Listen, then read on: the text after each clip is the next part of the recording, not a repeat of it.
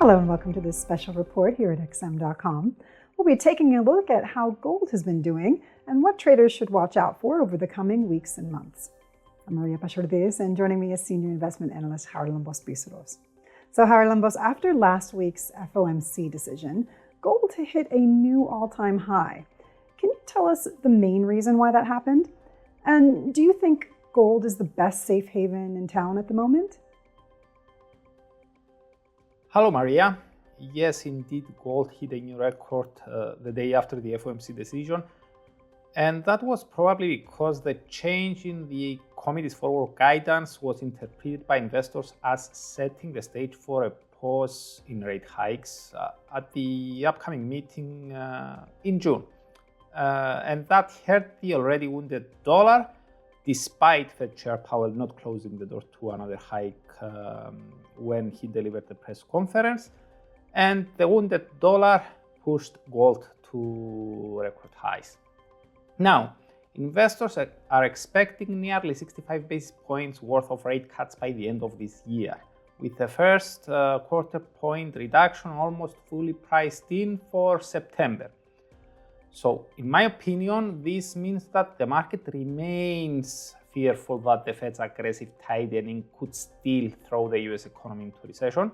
And this is also evident by the inverted US Treasury yield curve. Okay, equities have remained relatively supported instead of tumbling and reflecting concerns, but this may be due to expectations of lower interest rates resulting in higher present values for high growth firms. Gold is reflecting investors' anxiety much better, and even better than other traditional safe havens like the US dollar and the yen, as the steep rally in the precious metal to a new record high points to more bullish forces than just a weak US dollar. With Treasury yields coming off their highs in October due to Fed cut bets, and also the Bank of Japan still not deciding on another step towards normalization, the dollar and the Japanese yen seem to have lost their safe haven appeal, and thus gold, yes, may be the only choice for those looking for safety. So for how much longer do you think gold will shine? What should traders be watching out for?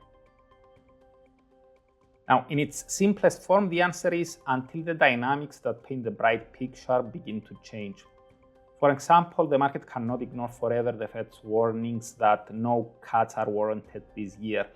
And June hike, or even keeping interest rates unchanged beyond September, when the first cut is expected, could upset current expectations and trigger a rally in Treasury yields and the US dollar, which is a negative blend for gold. Also, if this is accompanied by better than expected US data that dismisses recession worries, the precious metal could lose more of its shine. Now, speaking about data and releases, Friday's employment report for April came in strong, and the Fed's loan survey on Monday eased fears of a credit crunch, but the yield curve inversion is far from suggesting that the concerns about the future of the US economy have totally vanished.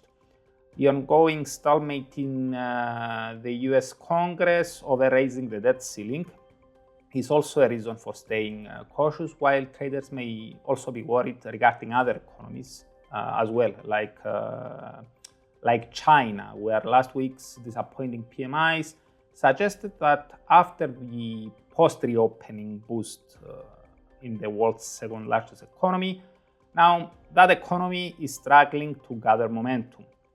Thus, for now, the outlook for the precious metal likely remains positive, at least for another month or two, in my opinion. Harlan, thanks so much.